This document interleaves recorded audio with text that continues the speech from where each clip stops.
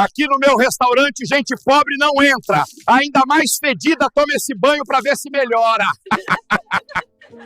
Milionário humilhou ela por parecer pobre sem saber que era Virgem Maria. O que aconteceu foi: o sol de dezembro caía como brasa sobre a praça central de Santa Luzia do Norte. Era aquele tipo de calor que gruda na pele, que faz a gente procurar qualquer sombra, qualquer sopro de vento.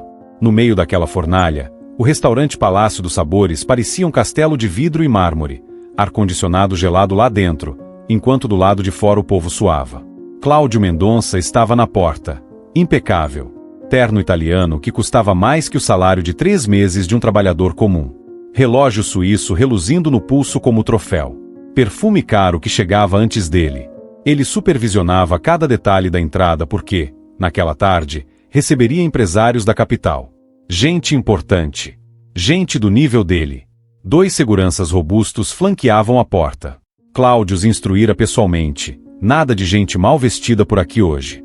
Vocês sabem o que eu quero dizer. Mantenham o padrão. Os seguranças entenderam perfeitamente. Padrão significava dinheiro. Significava roupa de marca, carro importado, aparência de quem venceu na vida. Cláudio olhava para seu império com satisfação. Ele viera de baixo, sim, mas isso estava enterrado no passado como vergonha superada. Agora era empresário de sucesso. Dono de hotéis, restaurantes, imóveis no centro histórico. Ele gostava de dizer aos amigos: eu venci porque fui esperto. Enquanto os outros reclamavam da vida, eu trabalhei. Cada um colhe o que planta. Foi nesse momento de orgulho inflado que ele a viu. Vinha caminhando devagar pela calçada, como quem carrega o peso de muitas horas andadas. Uma mulher de meia idade, vestindo roupas tão simples que pareciam ter sido lavadas e remendadas 1000 vezes. Um chale azul desbotado cobria seus ombros magros. As sandálias velhas levantavam poeira a cada passo. Ela carregava uma sacola de pano surrada, daquelas que se vê em feiras de interior. O rosto dela era bonito, mas marcado. Marcado pelo sol, pelo tempo, talvez pela vida dura. Mesmo assim, havia algo nos olhos dela, uma profundidade que Cláudio não soube identificar naquele momento. Ela se aproximou da entrada do restaurante, e Cláudio sentiu irritação imediata subindo pela garganta. Bom dia, senhor, disse ela com voz suave, quase tímida. O senhor poderia me dar um copo de água, por favor? Vim de muito longe e estou com sede. Silêncio. Cláudio a olhou de cima a baixo. Seus olhos percorreram as roupas gastas, as sandálias empoeiradas, o chale velho. Ele sentiu nojo misturado com raiva. Aquela mulher suja estava ali, na frente do seu estabelecimento de luxo, na véspera de um evento importante. Como se ele fosse posto de caridade. Como se ele devesse alguma coisa a ela. Você acha que este é lugar de pedir esmola? Ele disse alto, garantindo que todos ao redor ouvissem. Sua voz cortava o ar como chicote. Olhe para você. Toda suja, fedida, mal vestida. Gente como você não deveria nem passar na frente do meu restaurante, quanto mais pedir água aqui. A mulher não respondeu. Apenas olhou com aqueles olhos profundos. Havia tristeza ali, mas não raiva. Havia compaixão, mas Cláudio estava cego demais para ver. Ele fez sinal brusco para os seguranças. Tirem essa mendiga daqui antes que espante meus clientes. E você? Apontou para a mulher com o dedo acusador, o mesmo dedo que usava para fechar negócios milionários. Vá procurar água no posto de saúde dos pobres, não no restaurante de primeira classe. Os seguranças deram um passo à frente. A mulher recuou devagar, sem pressa, sem medo. Apenas com aquela tristeza nos olhos que parecia atravessar Cláudio sem que ele percebesse. Ela sussurrou, tão baixo que quase ninguém ouviu: que Deus o abençoe. E se afastou. Cláudio riu alto. Seus funcionários riram junto, aquele riso nervoso de quem não sabe se concorda mas tem medo de contrariar o patrão. Essa gente não tem limite, ele comentou, ajeitando o nó da gravata. A gente dá a mão, eles querem o braço. Fiz bem em botar para correr. Ele entrou no restaurante de volta ao ar-condicionado, ao cheiro de perfume francês, ao som de jazz suave tocando no ambiente. Voltou para o mundo dele, o mundo onde ele era rei, onde ele mandava, onde pobre não entrava. Lá fora, a mulher do chale azul virou a esquina e desapareceu na tarde quente. A sacola de pano que ela carregava ficou esquecida no chão, perto da sarjeta. Ninguém prestou atenção. Mas algo havia mudado naquele instante. Algo invisível, algo que não se mede com dinheiro nem se compra com poder. O céu tinha testemunhado aquela humilhação. E o que Cláudio não sabia, o que ele não podia nem imaginar, era que acabará de cometer sacrilégio sem nome. Ele acabará de expulsar a Mãe de Deus disfarçada em pobre da porta de seu castelo de orgulho. E a resposta viria. Ah, como viria! Os dias seguintes foram de vitória para Cláudio. Pelo menos era o que ele pensava. O evento com os empresários da capital foram um sucesso. Contratos fechados, mãos apertadas, promessas de expansão. Ele estava no auge. E quanto mais subia, mais desprezava quem ficará embaixo. Na segunda-feira seguinte, ele chamou reunião com sua equipe de segurança e gerência. Todos se apertaram na sala de reuniões, nervosos, porque quando o patrão convocava a reunião daquele jeito, geralmente tinha bronca ou ordem nova vindo. Eu quero reforçar uma coisa, Cláudio começou, andando de um lado para o outro com as mãos nos bolsos. Nosso restaurante tem padrão. Padrão alto. E eu não vou deixar que gente inadequada estrague nossa imagem. Ele parou e olhou fixamente para os seguranças. Quero câmeras novas na entrada. Quero placas bem visíveis. Estabelecimento reservado ao direito de admissão. E quero que vocês barrem qualquer um que não tenha aparência adequada. Entenderam? Mas chefe, arriscou o gerente mais antigo, aparência adequada é meio subjetivo, não é? Como a gente sabe quem pode ou não entrar? Cláudio sorriu aquele sorriso frio que não chegava aos olhos. Vocês sabem exatamente do que eu tô falando. Gente mal vestida, gente suja, gente com cara de que não tem dinheiro para pagar uma refeição aqui. Essas pessoas têm o restaurante popular delas. Aqui é para quem pode pagar. Simples assim. Ninguém ousou contestar.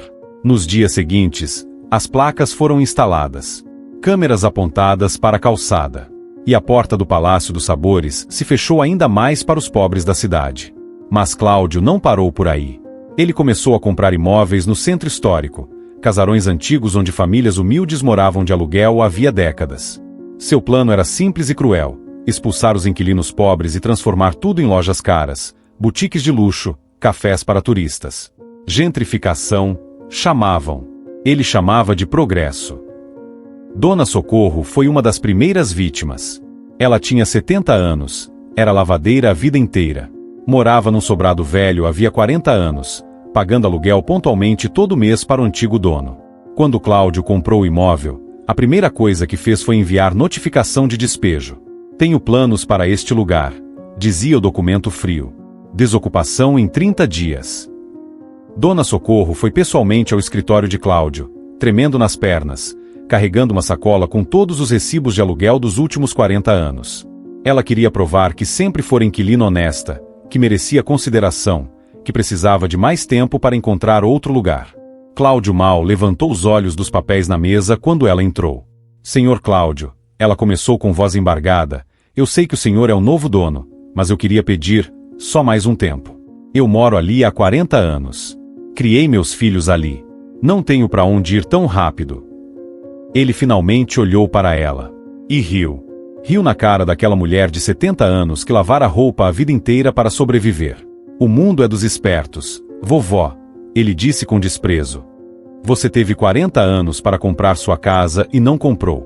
Ficou pagando aluguel feito boba. Agora o imóvel é meu, e eu faço o que eu quiser com ele. Você sai em 30 dias, ou eu chamo a polícia e boto seus cacarecos na rua eu mesmo. Dona Socorro saiu de lá chorando. 30 dias depois, foi despejada brutalmente. Seus móveis velhos empilhados na calçada enquanto ela assistia, impotente, segurando na mão a chave daquele sobrado que deixava de ser seu lar. Mas Cláudio não sentiu remorso algum. Na verdade, ele sentiu poder. Ele começou até a fazer eventos beneficentes, jantares caros onde ricos pagavam fortunas em leilões de arte, tudo em nome da caridade. Mas nenhum pobre podia entrar. As doações iam para instituições que ele mesmo controlava, e parte do dinheiro voltava para o bolso dele disfarçado de taxa administrativa. Um jornalista local, jovem e corajoso, fez matéria questionando a contradição. Como um empresário que expulsa pobres pode se dizer caridoso? Cláudio respondeu numa entrevista, com cinismo que nem tentava esconder. Caridade não significa misturar classes. Significa que os ricos ajudam os pobres à distância, cada um no seu lugar. Eu dou dinheiro para instituições. Isso não quer dizer que eu tenha que sentar na mesma mesa que eles. A frase viralizou. Metade da cidade o odiou. A outra metade, a elite, o aplaudiu. E então veio o episódio que faria o cálice da iniquidade transbordar. Era uma tarde de sábado. O restaurante estava cheio. Cláudio supervisionava pessoalmente o salão, cumprimentando clientes VIP, garantindo que tudo estava perfeito. Foi quando a porta se abriu e uma criança entrou. Um menino de 8 anos. Magro demais. Roupa suja. Pés descalços. Rosto marcado pela fome e pelas noites dormidas na rua. Ele se chamava Gabriel. Era um dos muitos meninos de rua que Santa Luzia do Norte fingia não ver. Gabriel entrou timidamente e parou perto da primeira mesa. Moço, ele disse baixinho para um cliente, o senhor não tem um pão para me dar? Tô com muita fome. O salão inteiro silenciou. Cláudio atravessou o ambiente como tufão. Agarrou o menino pelo braço com força, arrastando para a porta. Gabriel começou a chorar, assustado, tentando se soltar. Só entra aqui quem tem dinheiro, Cláudio gritou, jogando o menino para fora com violência. Mas não foi só isso. Ele pegou um balde de água gelada que os garçons usavam para resfriar vinhos e derramou tudo sobre a criança. Pobre tem que se contentar com o resto de lixo. Agora some daqui antes que eu chame a polícia. Gabriel saiu correndo pela praça, encharcado, chorando, humilhado diante de dezenas de pessoas que assistiam horrorizadas. Uma freira que passava pelo local, Irmã Conceição, já idosa, conhecida na cidade por seu trabalho com crianças de rua, largou as sacolas que carregava e correu atrás do menino. Ela o envolveu em seu chale, secou suas lágrimas, sussurrou palavras de consolo. Então ela se virou para Cláudio, que estava na porta do restaurante como se nada tivesse acontecido. Você não sabe o que acabou de fazer, ela disse, e sua voz tremia não de medo, mas de tristeza profunda. Jesus disse que o que fazemos aos pequeninos, fazemos a Ele. Você acabou de jogar água gelada no próprio Cristo. Que Deus tenha misericórdia de sua alma, porque você vai precisar. Cláudio apenas deu de ombros, voltou para dentro e fechou a porta. Mas naquele momento, algo se moveu no invisível. Anjos registraram. O céu testemunhou. E na periferia da cidade, numa capela pequena e humilde, mulheres começaram a se ajoelhar em oração. A resposta estava se preparando. E quando ela viesse, nada seria como antes. A notícia do que Cláudio fizera com o menino Gabriel se espalhou pela cidade como fogo em capim seco. Em Santa Luzia do Norte, cidade pequena do interior de Alagoas, todo mundo conhece todo mundo. E quando alguém comete crueldade tão grande, os muros têm ouvidos e as calçadas têm língua. Na periferia, nas casas humildes de tijolo à vista e telhado de amianto que esquentava feito forno, as famílias comentavam indignadas. Aquele homem não tem coração, diziam as lavadeiras enquanto esfregavam roupa nas tinas. Jogar água gelada numa criança com fome? Isso não é coisa de gente, é coisa de demônio. Dona Socorro, a idosa despejada, vivia agora num puxadinho nos fundos da casa de uma sobrinha. O espaço era apertado, mal cabia uma cama e um baú velho com suas roupas. Ela passava as tardes sentada na soleira da porta, olhando para o horizonte, sentindo saudade do sobrado onde criará os filhos. Às vezes chorava baixinho, tentando entender como o mundo podia ser tão injusto. 40 anos morando ali, ela dizia para quem quisesse ouvir, a voz cansada. 40 anos pagando aluguel certinho. E de repente, assim, jogada fora feito lixo velho. Nem tempo de me despedir direito das paredes eu tive. Ela enxugava os olhos com a ponta do avental. Mas Deus está vendo tudo. Tudo que a gente faz aqui embaixo, lá em cima eles estão anotando. O menino Gabriel, depois do episódio traumático no restaurante, ficou ainda mais arredio. Ele que já dormia nas ruas, agora nem pedia mais comida. Tinha medo. Medo de ser humilhado de novo, de ser jogado fora, de sentir aquela água gelada queimando a pele e a dignidade. Ele se escondia debaixo das marquises quando chovia, remexia latas de lixo quando ninguém olhava. A mãe dele, Josefa, trabalhava como diarista quando conseguia serviço. Mas serviço era raro. Ela acordava de madrugada, pegava 3 ônibus para chegar nas casas da classe média alta, limpava banheiros, esfregava chão, lavava roupa, tudo por R$50 o dia. Quando voltava de noite, exausta, procurava o filho pelas ruas. Às vezes achava, às vezes não. Naquela noite de sábado, depois do episódio no restaurante, ela encontrou Gabriel encolhido debaixo da ponte que cruzava o riacho seco. Ele tremia, não de frio, mas de medo. Josefa o abraçou com força, sentindo o corpo miúdo tremer contra o dela. Mãe, ele sussurrou, eu só queria um pão. Só isso. Eu não estava roubando, não estava fazendo nada errado. Só pedi um pão. Josefa não conseguiu segurar as lágrimas. Eu sei, meu filho, eu sei. Ela beijou a testa dele, afastou o cabelo sujo dos olhos. Mas tem gente nesse mundo que esqueceu que um dia também foi criança. Esqueceu que um dia também precisou de ajuda. Essas pessoas têm um coração duro feito pedra. Na casa de Irmã Conceição, que ficava anexa à capela de Nossa Senhora das Graças na periferia, a freira idosa não conseguia dormir. Ela tinha quase 80 anos, passará a vida inteira servindo aos pobres. Conhecia cada criança de rua pelo nome, cada família necessitada da cidade. E o que vira naquela tarde a deixará profundamente abalada. Ela se levantou da cama, acendeu uma vela e foi até o pequeno oratório no canto do quarto. Ali havia uma imagem singela de Nossa Senhora das Graças, pintada à mão, desbotada pelo tempo. Irmã Conceição ajoelhou-se com dificuldade, os joelhos velhos protestavam, e começou a rezar baixinho. Mãe do céu, ela sussurrou na penumbra tremulante da vela, esse homem não sabe o que faz. Ele está perdido no orgulho dele, cego pela riqueza. Mas a senhora sabe que ele não nasceu assim. Eu mesma ajudei a criar esse menino quando ele era pobre. Eu vi a mãe dele sofrer, vi ele passar fome. E agora ele virou exatamente o tipo de pessoa que um dia o humilhou. A voz dela se embargou. Eu não sei mais o que fazer, mãe. Já tentei falar com ele, mas ele não escuta. Só que eu tenho medo, medo pela alma dele. Porque quando a gente endurece o coração para os pobres, a gente endurece o coração para o próprio Deus. E aí não tem dinheiro no mundo que salve. Irmã Conceição ficou ali ajoelhada por longo tempo, em silêncio. Só o chiado baixo da vela e o canto distante de algum grilo quebravam o silêncio da noite. Ela sentia peso no peito, aquela inquietação que vem quando a gente sabe que algo precisa mudar mas não sabe como. Lá fora, na cidade, a vida seguia. O Palácio dos Sabores continuava recebendo a elite. As câmeras de segurança varriam a calçada. As placas de direito de admissão brilhavam sob os holofotes. E Cláudio dormia tranquilo em sua mansão de 3 andares, ar-condicionado ligado, lençóis de algodão egípcio, travesseiro de pena de ganso importado. Ele não sabia que, enquanto dormia o sono dos que se acham justos, o céu estava inquieto. Ele não sabia que, naquela mesma noite, outras mulheres estavam se reunindo na capela de Nossa Senhora das Graças. Dona Socorro estava lá. Josefa, a mãe de Gabriel, estava lá. Outras lavadeiras, empregadas domésticas, costureiras, faxineiras, todas as mulheres que um dia foram humilhadas ou conheciam alguém que fora, estavam se reunindo. Elas traziam velas finas, daquelas baratas que se compram em mercadinho.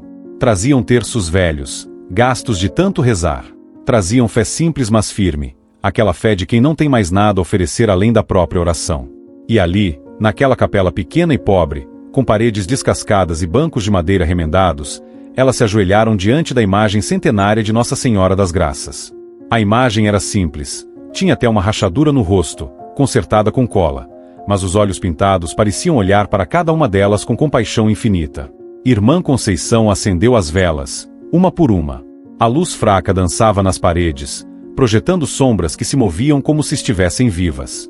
O cheiro de cera misturado com a umidade das paredes velhas criava atmosfera densa, carregada.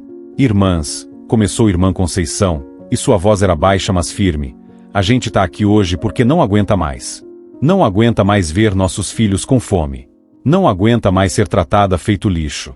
Não aguenta mais ver homem rico pisando em cima de gente pobre como se a gente não valesse nada. As mulheres murmuraram concordando, algumas já com lágrimas escorrendo. Mas a gente não veio aqui pedir vingança. Irmã Conceição continuou, olhando fixamente para a imagem de Maria.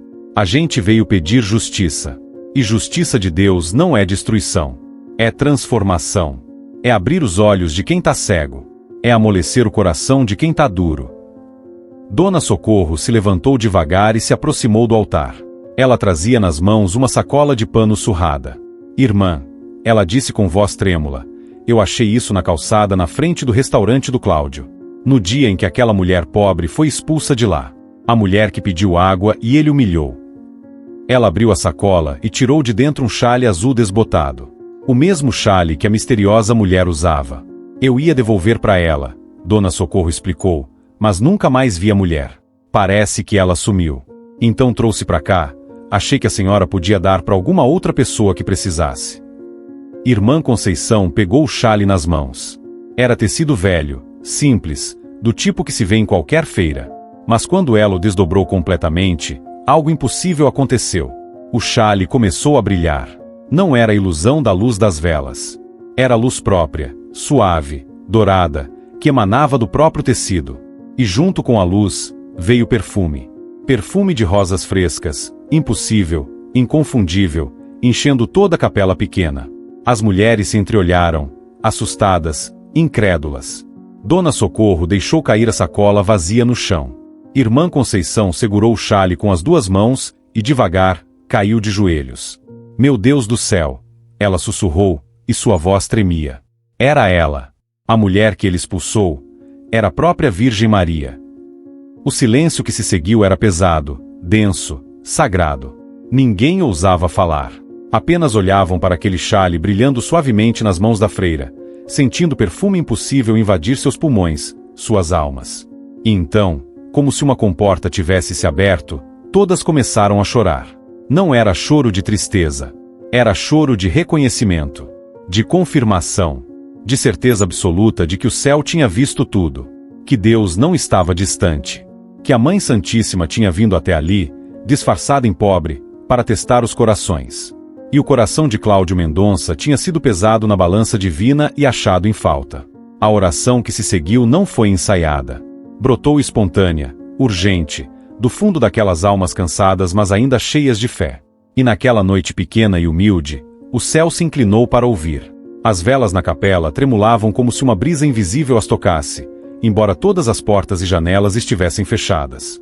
O xale azul continuava brilhando suavemente sobre o altar, e o perfume de rosas, aquele perfume que não vinha de flor alguma deste mundo, permanecia suspenso no ar, envolvendo cada mulher ali presente como abraço maternal.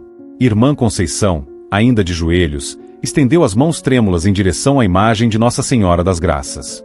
Sua voz, antes firme, agora saía embargada pela emoção que subia do peito como onda inevitável.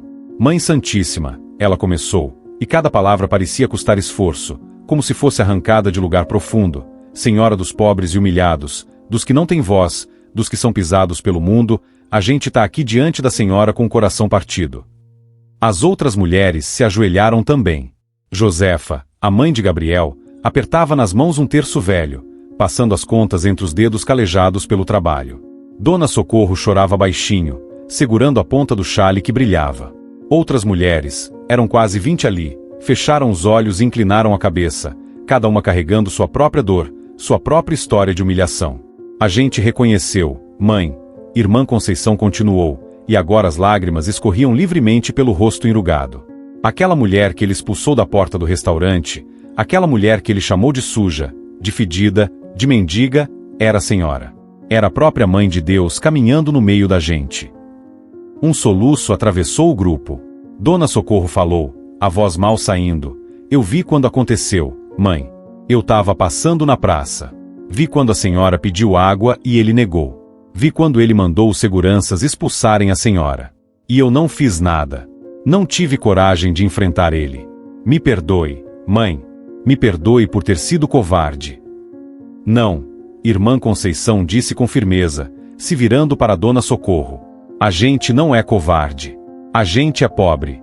E pobre aprende desde cedo que não pode enfrentar rico, se não sobra pra gente. Mas hoje a gente pode fazer o que sempre pôde, rezar. Porque oração de pobre sobe direto pro céu, não tem barreira que segure. Ela se voltou novamente para a imagem. Mãe querida, a senhora veio disfarçada para testar o coração dele. E o coração dele foi achado vazio. Vazio de compaixão, vazio de amor, vazio de tudo que importa de verdade. Ele tem dinheiro, tem poder, tem conforto, mas não tem nada que presta. Nada que a senhora ou o Senhor Jesus valorizem. Josefa tomou coragem e falou, a voz saindo rouca, Mãe do céu, meu filho passou fome. Ele é criança. Tem só 8 anos. E aquele homem jogou água gelada nele só porque ele pediu comida. Isso não tá certo, mãe.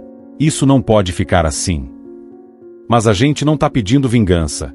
Irmã Conceição se apressou em esclarecer, levantando as mãos como se quisesse garantir que fosse bem entendida. Não. A gente não quer que a senhora destrua ele, não quer que ele sofra pelo sofrer. O que a gente quer, o que a gente tá implorando, é que a senhora abra os olhos dele.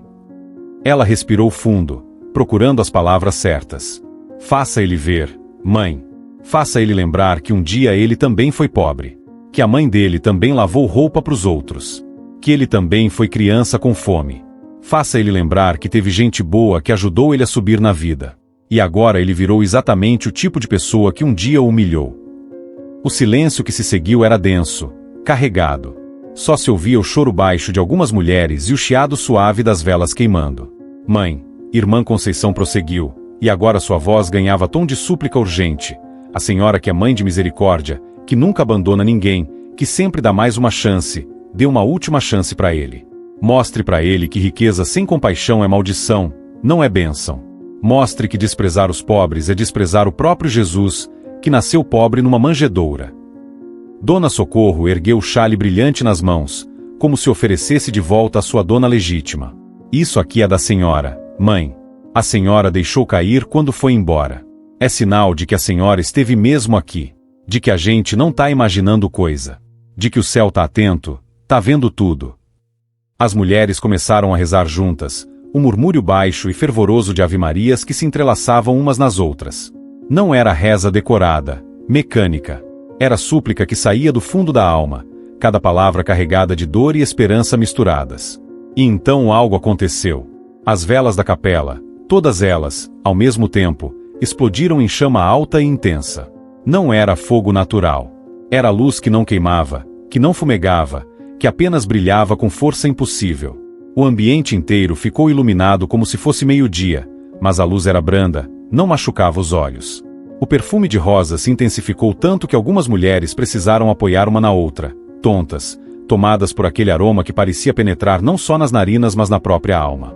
E o calor, o calor, não era o calor sufocante do verão alagoano. Era calor que consolava, que acalentava, que fazia lembrar o colo de mãe. Todas sentiram ao mesmo tempo uma presença. Não viram nada com os olhos, mas sentiram com cada fibra do ser que não estavam mais sozinhas naquela capela. Que alguém tinha entrado sem abrir porta. Que alguém estava ali, entre elas, ao redor delas, envolvendo-as com ternura infinita. Irmã Conceição, com os olhos ainda fechados, sussurrou: ela tá aqui. A Mãe Santíssima tá aqui com a gente. E todas souberam que era verdade. Nenhuma palavra foi dita em voz audível. Mas no coração de cada mulher ali, uma certeza se instalou, firme como rocha: a oração tinha sido ouvida. Não apenas ouvida, tinha sido acolhida. E a resposta já estava a caminho. Josefa sentiu paz descer sobre ela como um manto quente. Pela primeira vez em anos, desde que seu marido a abandonara grávida e ela começara a vida de sofrimento nas ruas com o filho, ela sentiu que não estava desamparada. Que havia alguém olhando por ela e por Gabriel. Que a justiça viria, não a justiça dos homens que sempre falhava, mas a justiça do céu que nunca erra. Dona Socorro parou de chorar. Seus olhos, vermelhos de tanto lacrimejar, agora brilhavam com esperança. Ela vai fazer alguma coisa, sussurrou para si mesma. A mãe vai fazer alguma coisa. Eu sei que vai. Lentamente, as chamas das velas voltaram ao normal. A luz intensa foi diminuindo até ficar apenas a penumbra aconchegante de antes. Mas o perfume permaneceu. E o xale continuava brilhando, agora mais suave, como brasa que diminui mas não se apaga. As mulheres ficaram ali por mais uma hora, rezando, chorando, confiando. Quando finalmente se levantaram para ir embora, já era quase meia-noite. Cada uma sabia que aquela tinha sido noite diferente de todas as outras. Noite em que o céu tocou a terra. Noite em que a rainha dos céus ouviu o clamor das mais pobres entre as pobres. Irmã Conceição guardou o xale cuidadosamente numa caixa de madeira, forrando-a com tecido limpo. Vou deixar aqui no altar, ela disse. É relíquia sagrada agora. Prova de que a Virgem Maria caminha mesmo entre a gente, testando os corações. Quando todas já tinham saído, Irmã Conceição ficou sozinha na capela por mais alguns minutos. Ela olhou para a imagem de Nossa Senhora das Graças e sussurrou uma última vez. Obrigada por ouvir, mãe. Agora a gente espera. Porque a gente sabe que quando a senhora promete, a senhora cumpre. E aquele homem tá precisando de um encontro com a senhora. Um encontro de verdade. Do tipo que ninguém sai igual de como entrou. Ela apagou as últimas velas, fechou a porta da capela e foi dormir. Mas naquela mesma noite, do outro lado da cidade, na mansão luxuosa onde Cláudio dormia em paz, algo estava prestes a acontecer. O céu tinha ouvido. E agora o céu ia responder. Cláudio Mendonça não acreditava em presságios. Para ele, o mundo era simples, os espertos venciam, os tolos perdiam. Ele tinha plantado ambição e trabalho duro. E colher a fortuna. Naquela noite de sábado, ele trabalhou até tarde em seu escritório particular no segundo andar do restaurante. Revisava planilhas de lucro, calculava expansões, planejava a compra de mais 3 imóveis no centro histórico. Mais 3 famílias vão ter que sair, ele murmurou para si mesmo. Mas é progresso. Já passava da meia-noite quando decidiu encerrar o expediente. Salvou os arquivos, desligou o computador, tomou o último gole de uísque escocês. Ajeitou a gravata, pegou o paletó caro no cabide. Foi quando tudo mudou. Primeiro foi o silêncio. Não o silêncio normal da noite, mas silêncio absoluto, pesado, que caiu sobre o ambiente como coberta grossa. O ar-condicionado cessou. O gerador no subsolo morreu. O murmúrio da cidade lá fora. Tudo desapareceu de uma vez. Cláudio parou no meio do escritório, franzindo a testa. Mas então percebeu algo estranho. Seu relógio de pulso tinha parado. O computador estava completamente morto. Seu celular não respondia. Que diabo? Ele murmurou, sentindo irritação dar lugar a desconforto. Então veio o frio. Era impossível. Mas de repente a temperatura despencou. Cláudio viu o próprio hálito se condensando no ar à sua frente.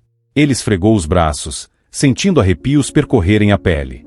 Foi então que sentiu o perfume. Começou sutil, mas foi crescendo até preencher todo o ambiente. Perfume de rosas frescas, intenso, impossível de ignorar. Não era perfume artificial. Era aroma vivo que parecia pulsar no ar. Cláudio deu um passo para trás, o coração começando a acelerar. Quem está aí? Sua voz, sempre tão firme, agora tremia ligeiramente. Silêncio. Mas ele não estava sozinho. Cada instinto em seu corpo gritava que havia alguém ali. Uma presença. Invisível, mas inegável. Pesada. Antiga. Poderosa. O medo começou a rastejar pela espinha de Cláudio como cobra fria. Era medo primitivo, visceral, que nenhuma riqueza podia afastar. Ele tentou andar até a porta, mas as pernas não obedeciam direito. O perfume de rosas ficava mais forte, quase sufocante agora. E então a luz começou. Veio do corredor que levava à escada, uma luz azulada, suave, que começou a pulsar levemente, crescendo em intensidade. Era luz fria, mas não desconfortável. Luz que não vinha de fonte elétrica. Luz que parecia viva. Cláudio ficou paralisado, olhando para aquela luminosidade que crescia, que se aproximava, que enchia o corredor como maré subindo. Seu coração batia tão forte que ele ouvia o próprio pulso. As mãos tremiam. A boca estava seca. Isso não é real, ele sussurrou. É cansaço. Bebi demais. Vai passar. Mas não passou. A luz azulada começou a tomar forma. Primeiro era apenas claridade difusa. Depois começou a se condensar, a se definir, a se moldar em contornos reconhecíveis. Contorno de uma pessoa. De uma mulher. E quando Cláudio viu quem era, suas pernas finalmente falharam. Ele caiu de joelhos no chão de mármore. Era ela. A mulher que ele tinha expulsado 3 dias antes. A mendiga que pediu água. Estava ali, a poucos metros dele. Mas estava diferente. Terrivelmente, impossivelmente diferente. O chale azul desbotado agora brilhava com luz própria. As roupas simples resplandeciam, transformadas em vestes que pareciam feitas de luz solidificada. O rosto irradiava beleza que transcendia qualquer descrição humana. E os olhos? Os olhos dela eram oceanos. Profundos demais para medir. Continham compaixão infinita, mas também firmeza inabalável. Eram olhos que viam tudo, cada pensamento, cada ação, cada pecado escondido. Ele quis gritar, mas nenhum som saiu. Quis correr, mas não conseguia mover um músculo. E então ela falou. A voz era melodia e trovão ao mesmo tempo. Cláudio Mendonça. Só isso. Mas a forma como ela disse continha peso de universos. Cláudio começou a tremer violentamente. Lágrimas brotaram dos olhos sem que ele pudesse controlar. Por favor. Ele conseguiu sussurrar. Por favor, quem? Mas ele já sabia. No fundo da alma, ele sabia exatamente quem estava diante dele.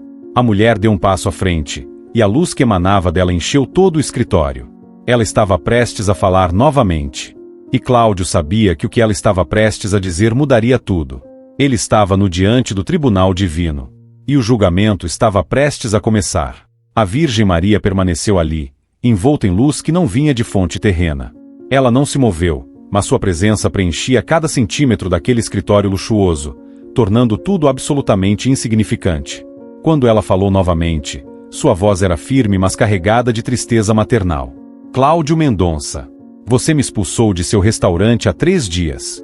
Chamou-me de mendiga suja. Chamou-me de fedida. Negou-me um simples copo de água enquanto eu estava sedenta sob o sol escaldante. Cláudio quis negar, mas as palavras morreram na garganta. Porque era verdade. Cada palavra era verdade inegável. Você não sabia que Deus envia seus mensageiros disfarçados entre vocês. Não sabia que anjos caminham pela terra vestidos de pobres, testando os corações. Não sabia que eu, Maria, mãe de Jesus Cristo, venho às vezes disfarçada de humilde para ver se ainda há compaixão nos filhos dos homens.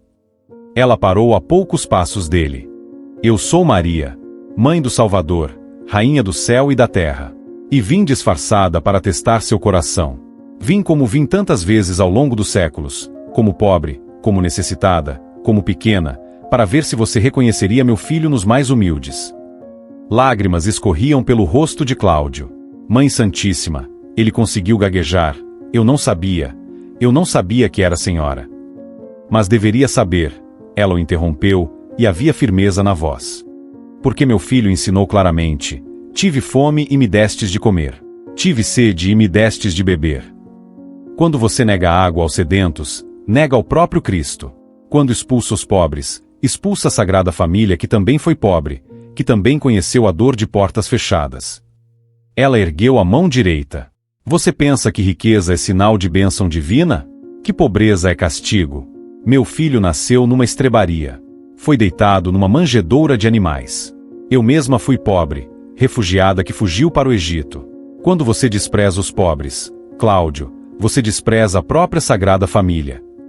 Ela se abaixou levemente, ficando mais próxima. Quando você nega água aos sedentos, nega a mim. Quando expulsa crianças famintas, expulsa meu filho. Quando humilha os pequenos, chicoteia o Cristo novamente. Eu pequei. Ele finalmente sussurrou. Eu pequei terrivelmente. Me perdoe, Mãe Santíssima. Me perdoe. O perdão existe, ela disse, e pela primeira vez uma nota de ternura voltou à voz, mas ele exige arrependimento verdadeiro. E arrependimento verdadeiro exige transformação. Não basta sentir remorso agora. É preciso mudar. É preciso reparar. É preciso se tornar diferente do que você é. Ela estendeu a mão e tocou o peito dele, exatamente sobre o coração. O toque era suave, mas Cláudio sentiu como se raio tivesse atravessado seu corpo. Você tem uma última chance de salvação. Uma última chance antes que seu coração se torne pedra completa. Agora você vai ver. Vai ver quem você realmente é aos olhos de Deus. Vai ver cada momento de crueldade. E vai ver também o futuro que te espera se você não mudar. Não, Cláudio implorou. Por favor, eu não quero ver. Você precisa ver, ela disse com firmeza.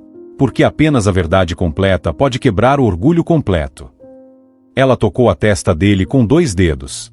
E o mundo explodiu em visões. As visões se intensificaram com força devastadora. Cláudio não estava apenas vendo, ele estava sentindo cada momento, vivenciando cada dor que causará. Ele se viu na pele de Dona Socorro no momento do despejo. Sentiu a dor dela ao ver os móveis sendo jogados na calçada. Sentiu o desespero de uma mulher de 70 anos que não tinha para onde ir. Deus do céu! Ele gemeu. Eu fiz isso com ela. Mas as visões continuaram, implacáveis. Agora ele estava no corpo do menino Gabriel. Sentiu a fome roendo o estômago vazio. Sentiu a coragem que custou àquela criança entrar no restaurante. E então sentiu a água gelada caindo sobre a cabeça. Mas pior que o frio era a humilhação. Pare! Por favor, pare! Cláudio gritou. As cenas se sucediam agora numa velocidade vertiginosa. Cada pessoa que ele humilhara. Cada pobre que expulsara. Cada família despejada. Tudo estava ali, registrado com precisão divina. E então ele viu anjos. Anjos de Deus registrando cada ato. Havia um livro imenso, e nele estava escrito cada momento de crueldade. O livro era pesado, tão pesado que quando o anjo colocou numa balança, o prato desceu completamente. Este é o peso do seu pecado. A voz de Maria ecoou. Cada lágrima que você causou. Tudo está registrado. Tudo será cobrado se não houver arrependimento. Cláudio viu então Jesus Cristo na cruz. E ele entendeu, com clareza que cortava como vidro, que cada vez que humilhara um pobre, era chicotada mais no corpo de Cristo. Cada vez que negara água a um sedento, era espinho a mais na coroa. Meu filho sofreu por você, Maria disse. Sofreu para que você pudesse ser livre. Mas você pegou esse sacrifício e jogou no lixo. Me perdoe, Cláudio soluçava. Me perdoe, me perdoe. Ainda não acabou. Você precisa ver o futuro. Não. Já entendi. Mas novas visões vieram. Visões do que aconteceria se ele não mudasse. Ele se viu dali a 2 anos. Mais rico, mais poderoso, mais cruel. Via-se comprando o terreno da capela de Nossa Senhora das Graças e a demolindo. Via o menino Gabriel virando traficante porque não tinha opção. E via a si mesmo, gordo, bêbado, rodeado de parasitas, rindo de tudo, indiferente ao sofrimento. Não, eu não posso ser isso. Mas você será se não mudar agora. A visão mudou. Ele se viu morrendo. Acidente de carro, caixão caro, funeral luxuoso. Mas não havia amor ali. Apenas interesse. Ninguém chorando lágrima verdadeira por ele. E então veio a cena final, sua alma sendo levada ao julgamento. Ali estava Jesus Cristo. E testemunhas começaram a se levantar. Dona Socorro, Gabriel, Josefa, cada pessoa que ele humilhara. E Jesus falou: tive fome e não me destes de comer. Tive sede e não me destes de beber. Cláudio quis protestar: mas Senhor, quando foi que eu te vi com fome? Cada vez que deixastes de fazer isso a um desses pequeninos, foi a mim que o deixastes de fazer. E então Cláudio viu o inferno. Não era fogo literal. Era solidão. Solidão absoluta, eterna, sem fim. Era estar separado para sempre de todo amor. Era ter sede insaciável de amor e saber que nunca seria saciada. Não! Cláudio gritou. Não! Eu não quero isso. Me salve! E finalmente Maria retirou os dedos de sua testa. As visões cessaram. Cláudio estava de volta ao escritório, encharcado de suor e lágrimas, tremendo violentamente. Maria permanecia ali. A expressão dela tinha mudado. Ainda havia firmeza, mas agora havia também esperança. Esta é a escolha, ela disse, e sua voz trouxe alívio impossível. Ainda há tempo de reparar. Mas a conversão tem que ser total, radical, imediata. Não pode ser promessa para depois. Tem que ser agora. Ela se abaixou, ficando na altura dele, e sorriu, sorriso pequeno mas genuíno, cheio de compaixão maternal. Escolha agora, Cláudio. A riqueza vazia que leva à perdição ou a pobreza de espírito que leva ao céu. Escolha. Porque desta vez, a escolha ainda é sua.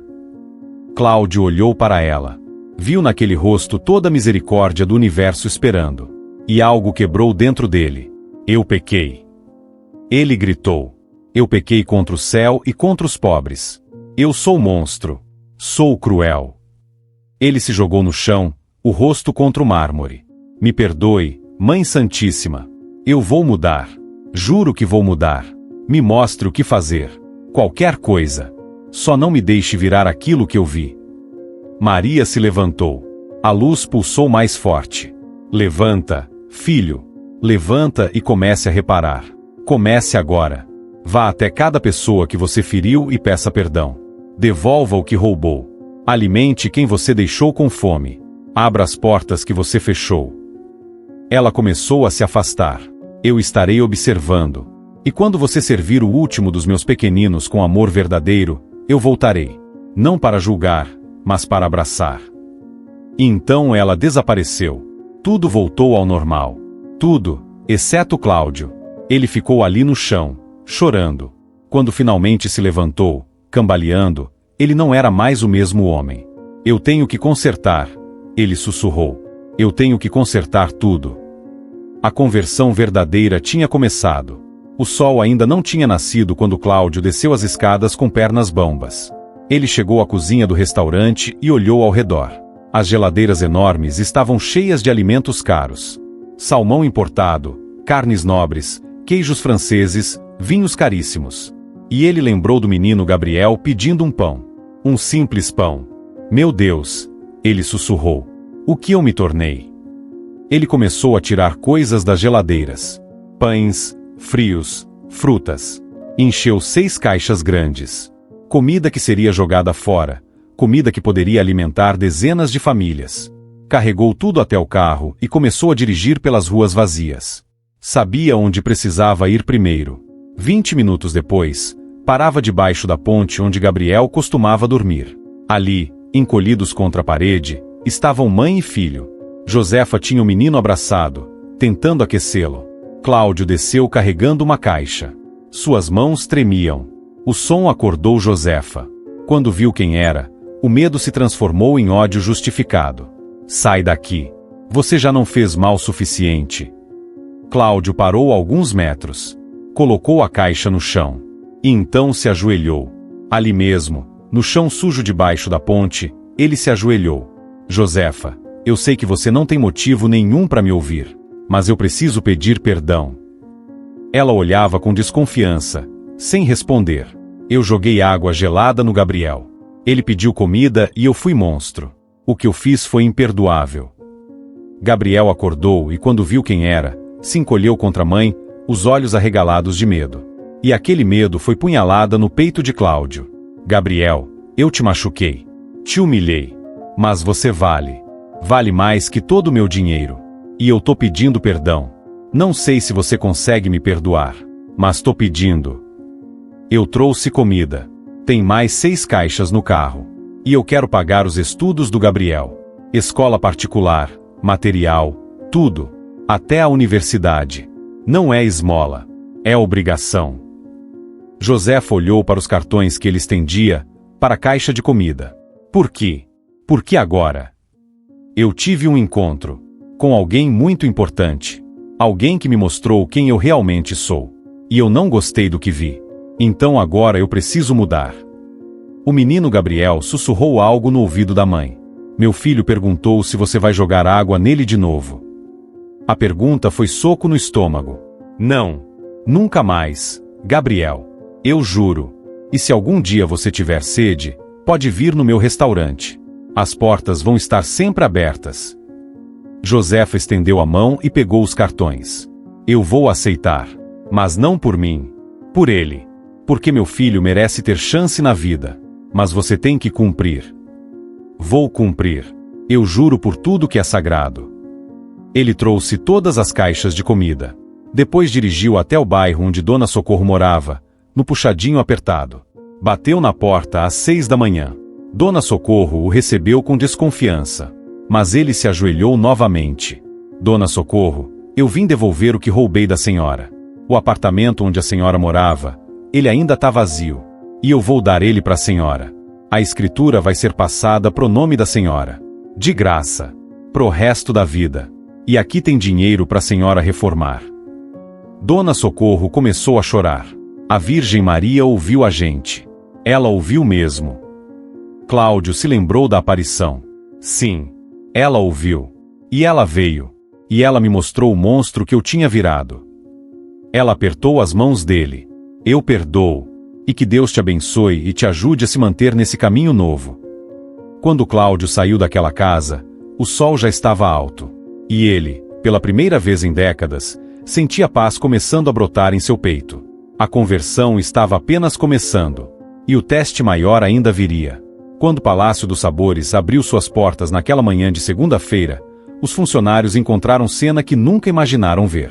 Cláudio Mendonça estava na cozinha vestindo roupa simples, calça jeans velha e camiseta branca sem marca, preparando o café da manhã. Não o café sofisticado de sempre. Era café simples, pão com manteiga, frutas, suco natural.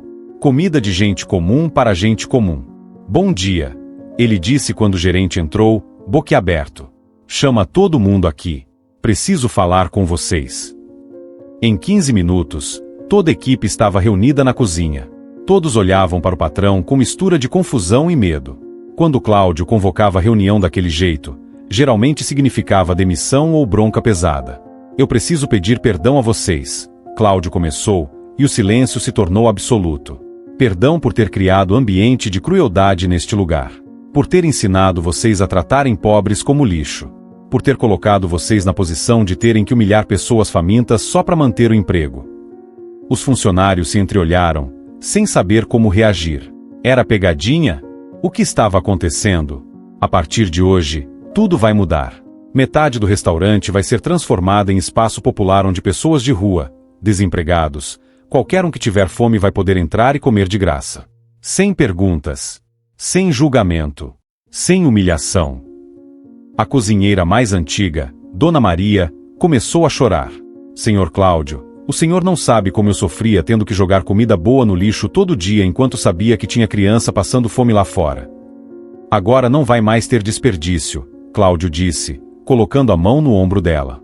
Tudo que sobrar vai ser embalado e distribuído.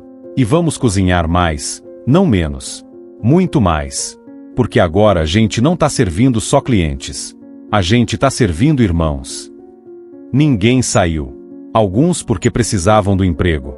Mas outros, como Dona Maria, como os auxiliares de limpeza que vinham da mesma periferia que os pobres antes expulsos, porque aquela mudança tocou algo profundo neles.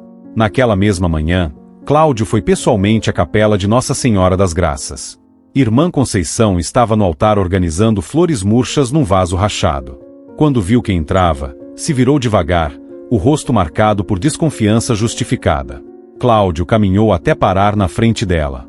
E ali, na frente da mulher que o salvara quando criança, ele caiu de joelhos. Irmã, eu vim pedir perdão. E agradecer. Agradecer, ela repetiu, confusa. Sim, agradecer porque a senhora rezou por mim. Vocês rezaram e a oração foi ouvida. A Virgem Maria veio. Ela veio me visitar de madrugada e me mostrou tudo. Tudo o que eu tinha me tornado. E eu não aguentei ver. Irmã Conceição sentou-se devagar no banco mais próximo, as pernas velhas fraquejando. Então era verdade. A mulher que você expulsou, era mesmo ela. Era, Cláudio confirmou, as lágrimas escorrendo. E ela me deu última chance. E eu tô tentando, irmã. Tô tentando muito. Ele contou tudo. O encontro com Josefa e Gabriel, a devolução do apartamento para Dona Socorro, as mudanças no restaurante. Irmã Conceição ouvia em silêncio, o rosto passando por surpresa, alívio, esperança cautelosa. Ela o levou até o altar e mostrou a caixa de madeira onde guardava um chale azul. Quando abriu, o perfume de rosas, aquele perfume impossível que Cláudio reconheceu imediatamente, encheu a capela pequena. O chale ainda brilhava suavemente, e havia rosas brancas frescas dentro da caixa, brotadas milagrosamente do tecido. Isto aqui é prova, Irmã Conceição disse. Prova de que ela esteve aqui. E agora você é prova também. Prova de que ninguém está perdido demais para ser salvo. Mas se Cláudio pensava que todos receberiam sua conversão com alegria, logo descobriu que estava enganado. Quando a notícia das mudanças se espalhou pela elite da cidade, a reação foi de fúria. Seus sócios empresariais marcaram reunião urgente. Entraram no escritório dele como tempestade. 4 homens ricos, bem vestidos, rostos vermelhos de raiva. Você enlouqueceu, Paulo Andrade, seu sócio mais antigo, gritou batendo a mão na mesa. Transformar metade do restaurante em sopão para mendigo? Você vai quebrar. Eu não vou quebrar, Cláudio respondeu com calma que ele mesmo se surpreendeu de ter. E se quebrar, quebro sozinho. Vocês podem vender as participações. Eu compro. Não é só questão de dinheiro. É questão de reputação. A gente construiu marca de luxo, de exclusividade. Não é caridade, Cláudio disse, se levantando e encarando cada um deles. É justiça. É fazer o que sempre deveria ter sido feito. E se vocês não entendem isso, o problema é de vocês, não meu. Os sócios saíram furiosos, ameaçando processos. Mas Cláudio não se abalou. Pela primeira vez na vida, ele não estava agindo por interesse próprio. E isso dava força que ele não sabia que existia. No sábado seguinte, o restaurante, agora renomeado Casa da Misericórdia, abriu pela primeira vez com a nova proposta. Metade do salão estava arrumada como antes, com mesas elegantes. A outra metade tinha mesas simples, pratos comuns. E placas por toda parte. Todos são bem-vindos. Aqui não há primeiro ou último, há apenas irmãos. Os primeiros a entrar foram os pobres, tímidos, desconfiados. Dona Socorro veio trazendo vizinhas. Josefa apareceu com Gabriel. Moradores de rua, catadores, empregadas domésticas, todos entrando devagar, sem acreditar que era real. E Cláudio estava ali na entrada, pessoalmente, recebendo cada um. Bem-vindo, ele dizia, apertando mãos calejadas, abraçando gente que cheirava suor honesto. Seja bem-vindo à sua casa. Alguns clientes ricos que vieram por curiosidade ficaram chocados ao ver pobres comendo no mesmo ambiente. Alguns saíram imediatamente. Mas outros, poucos, mas existiam, ficaram. E olharam. E alguns até entenderam. Naquela noite, quando todos já tinham ido embora e Cláudio limpava as mesas sozinho, ele sentiu perfume de rosas de novo. Não era aparição. Era apenas fragrância sutil, lembrança, confirmação. Era como se Maria estivesse dizendo baixinho, continue. Você está no caminho certo. E ele continuou. 6 meses se passaram desde aquela madrugada sagrada. 6 meses de transformação radical, de luta diária, de tentação constante para voltar ao que era antes. Mas ele resistiu. Dia após dia, escolha após escolha, ele resistiu. A Casa da Misericórdia se tornará fenômeno em Santa Luzia do Norte. Cada dia, centenas de pessoas pobres vinham comer gratuitamente. Mas mais que comida, encontravam dignidade. Encontravam respeito. Encontravam gente olhando nos olhos delas e dizendo você importa. Cláudio vendera a mansão e usará o dinheiro para construir abrigo para moradores de rua. Passou a morar num apartamento simples acima do restaurante. Vender os carros importados, os relógios suíços, as roupas de grife. E descobriu que não sentia falta. Absolutamente nenhuma falta. É estranho. Ele comentou um dia com a irmã Conceição enquanto serviam sopa, mas eu sou mais feliz agora, com menos, do que era antes com tudo. Não é estranho, ela respondeu sorrindo. É exatamente o que Jesus ensinou. Que quem perde a vida por causa dele, a encontra de verdade. Gabriel, o menino que ele humilhara tão cruelmente, agora estudava em escola particular mas não esquecera de onde vinha. Todo sábado aparecia na Casa da Misericórdia e ajudava a servir comida. Quando alguém perguntava por quê, ele respondia simples. Porque o tio Cláudio me ensinou que quem já passou fome tem que ajudar quem está passando. Tio Cláudio. De monstro cruel a tio querido. A transformação era milagre visível. Dona Socorro se tornará coordenadora do trabalho social. Josefa conseguirá emprego fixo e morava em apartamento digno. Via o filho crescendo com oportunidades que ela nunca tivera. A capela de Nossa Senhora das Graças também foi transformada. Cláudio doara dinheiro para a reforma completa. E construir anexo onde funcionava escola de reforço para crianças pobres, oficinas profissionalizantes, cursos gratuitos. O chale azul permanecia no altar, guardado em caixa de vidro agora, iluminado por velas sempre acesas. As rosas continuavam brotando milagrosamente. Peregrinos começaram a vir de outras cidades para ver a relíquia e ouvir a história do empresário cruel convertido pela Mãe de Deus. Nem tudo foi fácil. Cláudio perdeu metade dos sócios, perdeu clientes ricos, o faturamento caiu. Mas então aconteciam pequenos milagres, doações anônimas, fornecedores oferecendo descontos, voluntários aparecendo. Era como se, ao fazer a escolha certa, o próprio céu conspirasse para ajudá-lo. Um dia, 6 meses completos após a aparição, Cláudio estava sozinho na capela rezando. Era noite de sábado, já passava das 11. Estava ajoelhado diante do altar quando sentiu, pela terceira vez desde a conversão, aquela presença maternal. Mãe, ele sussurrou, lágrimas já brotando, a senhora voltou. Não houve resposta audível. Mas ele sentiu no mais profundo da alma, aprovação. Sentiu como abraço maternal envolvendo, dizendo sem palavras, você conseguiu, filho. Você realmente mudou. E então veio a voz, não audível, mas interna, ressoando direto no coração: continue servindo meus pequeninos. Continue sendo minhas mãos no mundo. E quando chegar sua hora de voltar para casa, eu estarei esperando na porta. A presença permaneceu por alguns minutos e então desapareceu. Mas o perfume ficou. E a paz ficou. E a certeza de que não estava sozinho na luta ficou. Quando Cláudio acordou no banco da capela com o sol nascendo, havia rosa branca sobre seu peito, rosa impossível, fresca e perfumada. Era a promessa.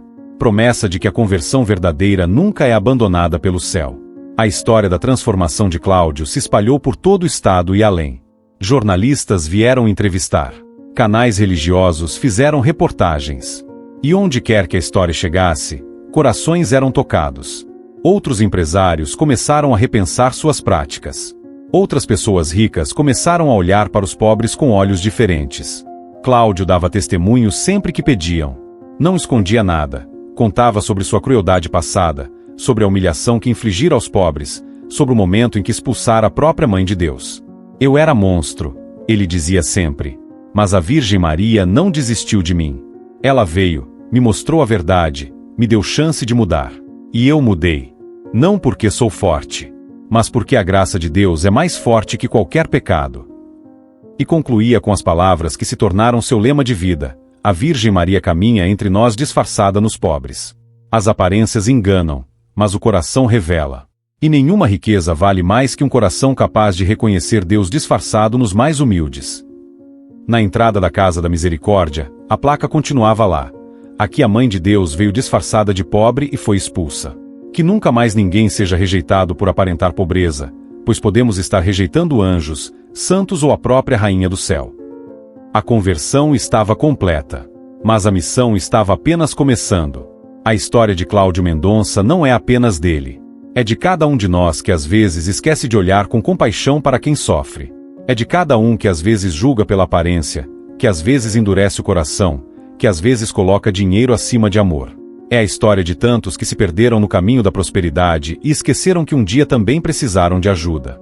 Mas é também história de esperança. Esperança de que nenhum erro é grande demais quando há arrependimento sincero. De que a Virgem Maria realmente caminha entre nós, testando os corações, dando chances, esperando pacientemente que finalmente entendamos a verdade mais importante: que somos todos irmãos, todos filhos do mesmo Pai, todos igualmente amados aos olhos de Deus. Hoje, anos depois daquela madrugada sagrada, Cláudio vive para servir. Acorda todos os dias às 5 da manhã, reza diante da imagem de Nossa Senhora, toma café simples e vai trabalhar. Trabalhar de verdade, servindo comida aos pobres, limpando mesas, conversando com os necessitados, ouvindo histórias de sofrimento e oferecendo conforto. Ele nunca mais voltou a ser rico no sentido material. Vendeu tudo que representava a vaidade vazia. Mas descobriu riqueza infinitamente maior: a alegria de ver criança faminta sorrindo depois de comer, de ver família desesperada encontrando esperança, de ver pessoa humilhada recuperando dignidade. Gabriel, o menino que ele humilhara tão cruelmente jogando água gelada enquanto pedia um pedaço de pão, hoje é adolescente que estuda com dedicação sonhando ser médico para ajudar gente pobre como ele foi.